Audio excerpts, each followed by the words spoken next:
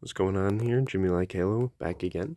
And today we're talking about Pokemon Let's Go Pikachu and Eevee. Now, these were the first Pokemon games to be on the Switch after Pokemon Ultra Sun, Ultra Moon were on the 3DS in 2017. This was in 2018. And these are meant to be like the more casual Pokemon games. And I figure within the Switch, since it was successful in the first year, they're like, okay, let's start with the basics. So we're going to do another remake of Generation 1 in technically a Generation 7 game, but I'll get to why that's kind of weird. But anyway, so this game is interesting because, like the title says, it's a Let's Go game. It's more like Pokemon Go, in which the way you catch the Pokemon is very similar to that, and the way you like battle, not really. But definitely the catching mechanic is kind of annoying because it's like Go, because that's fine when it's a mobile game, but this is like a console game. You're like, da, da, da, da. Anyway, you can also connect it with Pokemon Go, so that's interesting. Pokemon Go also are only started with Gen 1 originally, so I guess that's kind of why. Anyway, getting off topic. Let's Go Pikachu and Eevee are Gen 1 remakes, and they're the first Pokemon games on the Switch. So I guess it was like I said earlier, it's supposed to be kind of a casual type of game, and you can see here you can connect Pokemon Go to it before like Pokemon Home on the Switch was a thing. Here's the inside of the case here. It's got the map of the Kanto region, and for some reason every time I look at this like Mewtwo art render looks like the Mewtwo art style from Super Smash Bros. Melee. I don't know if that's just me. Let me know what you think, but they almost look really cool. Whoever drew this, W. Anyway, there's our little cartridge here, and I can get into the game.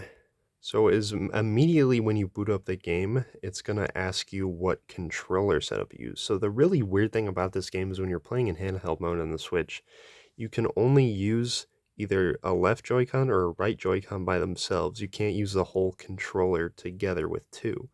So the interesting with that thing, or you also use the Pokeball Plus, which this little orange part right here is the joystick, and then this is the button on top. So it's literally all you need for this game is a stick and a button.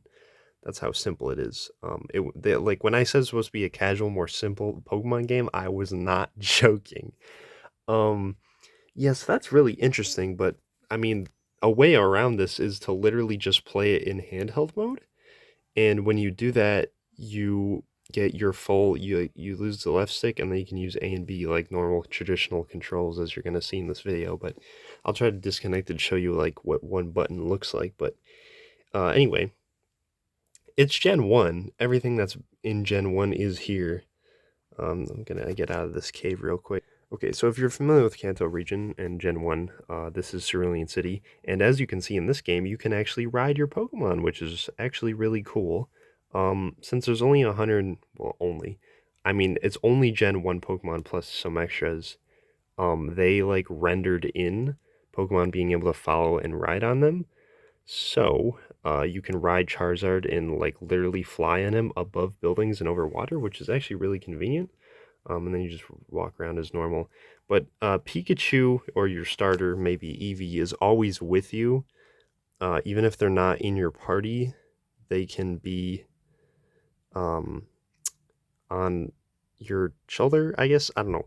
Because Pikachu has like the HMs in this game, or he can learn like water type moves, and I think fighting and other types like dark, and Eevee can learn like type moves even though they can't evolve. They're like a better version of their original like Pokemon. Like a regular Eevee is not going to be able to do what that Eevee can do. With this regular Pikachu is not as good as this Pikachu.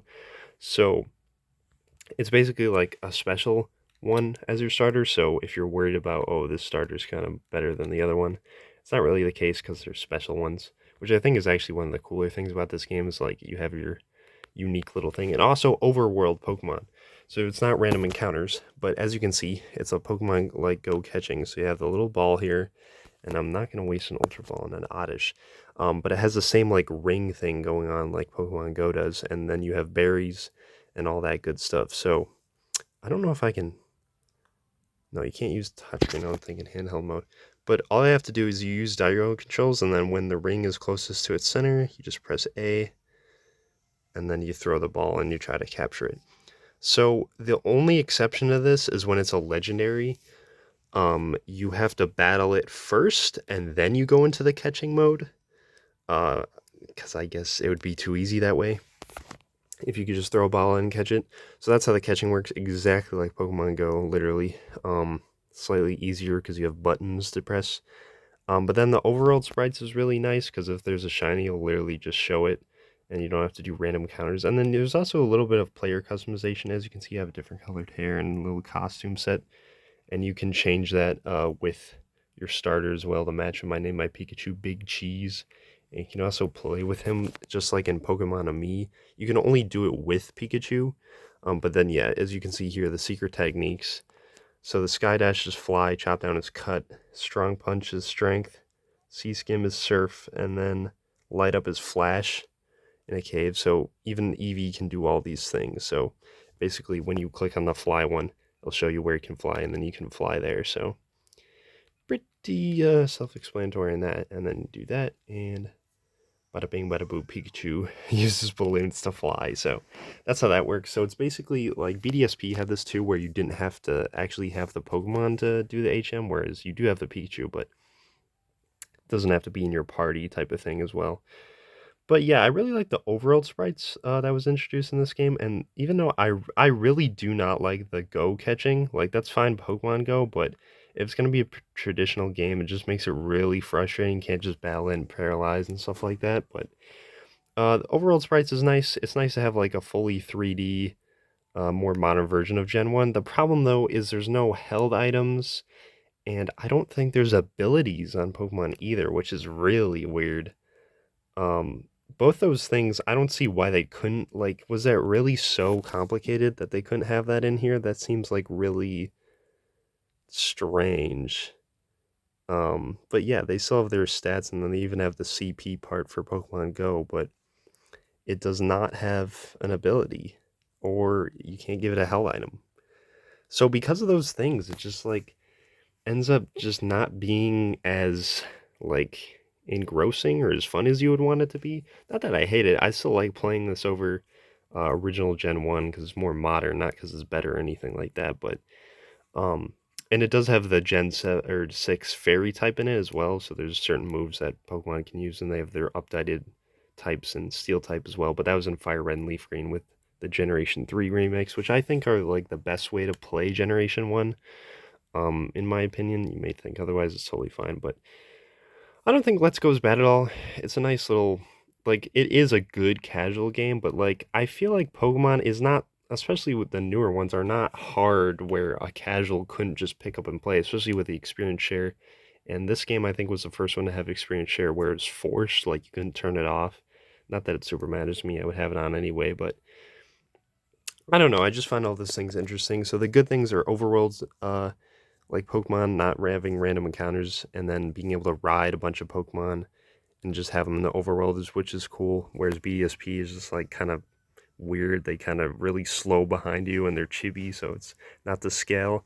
I think the people look more natural in this game than the chibi style and Diamond and Pearl. Honestly, I would have preferred if the humans in the overworld looked more like this, but in the battles they look more like Sword and Shield. That game's just weird. So if I had to like choose which remake I would want, I would still prefer like Brilliant Diamond Shining Pearl because it's more traditional Pokemon game. They have abilities and items, but the way it looks in the overworld is kind of weird because in battles they just look like Sword and Shield. So I don't know. It's kind of weird what they do with Pokemon remakes. I'm glad they experiment and try different things to see what works, but I would definitely never want a Let's Go type of catching system again. It's really annoying. And it is weird how even though this is a Gen 7 game, you don't, because it has like Gen 7 mechanics and stuff like that. Um, Also, this, I think it was the first one where you could carry your box around with you. Like, I'll show you what I mean real quick. I just got to put Charizard down. Yeah, so if you go in your party menu here, you can see you can just open the Pokemon box from anywhere in the world. So anything you caught will just be here. But you can't organize them at all, which is kind of a mess. But, like, yeah, you can ride a bunch of these Pokemon. You can just have them follow you around, which is cool.